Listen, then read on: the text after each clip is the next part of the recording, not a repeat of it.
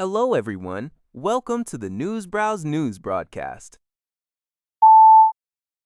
NPR reports that as the conflict enters its sixth week, U.S. forces are actively engaged in a search operation for a missing airman. The airman was reportedly shot down over Iranian territory, adding to the ongoing tensions in the region. Simultaneously, President Trump has reaffirmed his earlier ultimatum, demanding that Iran open the critical Strait of Hormuz. This development highlights the persistent military and diplomatic challenges at this stage of the protracted conflict.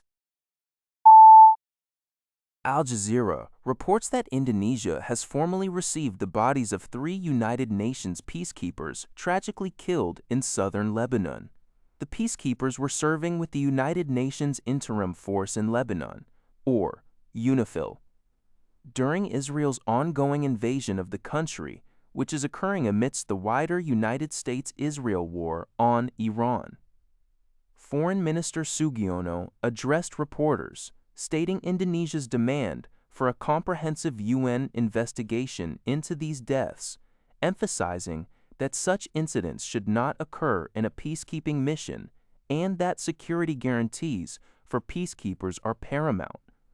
One peacekeeper was killed by an Israeli tank projectile, according to a UN security source. 2 others died in subsequent explosion that struck a UNIFIL logistics convoy.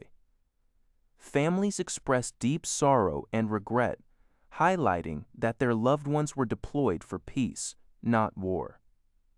The Indonesian government has pledged financial support to the grieving families.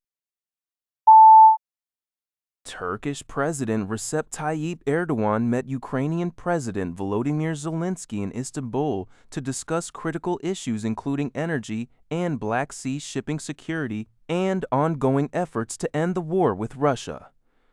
The meeting, reported by Zio Surjest took place a day after President Erdogan's phone call with Russian President Vladimir Putin, during which Putin accused Kyiv of attempting to attack natural gas pipelines connecting Russia and Turkey. Erdogan's office underscored Turkey's strong emphasis on maritime and energy supply security in the Black Sea, while both leaders also addressed bilateral relations and regional developments amidst the conflict. Zelensky highlighted plans for joint natural gas infrastructure development and potential gas field exploitation. He is also set to meet Patriarch Bartholomew before Orthodox Easter, a period when Kyiv has urged a ceasefire, including a halt to energy infrastructure attacks, though Russia seeks a permanent resolution. A bipartisan group of U.S. lawmakers has introduced the Multilateral Alignment of Technology Controls on Hardware (MATCH) Act, seeking to significantly tighten export controls on crucial chip-making equipment to China. The bill, announced by NTD News, aims to prevent China from acquiring advanced semiconductor manufacturing tools it cannot produce domestically, specifically targeting immersion deep ultraviolet (DUV) lithography machines. The proposed legislation would impose country-wide bans on sales and servicing of such choke-point technologies to any location in China, including 5 major Chinese semiconductor companies and their subsidiaries. It mandates the U.S. government to work with allies like the Netherlands and Japan within 150 days to implement matching restrictions. If allies do not comply, the U.S. could impose unilateral controls, potentially covering foreign-made equipment containing American technology. Proponents argue the MATCH Act is vital for defending America's technological edge and protecting critical supply chains. According to an Al Jazeera report dated April 4, 2026, the ongoing war involving the U.S., Israel, and Iran is exacerbating Pakistan's economic challenges.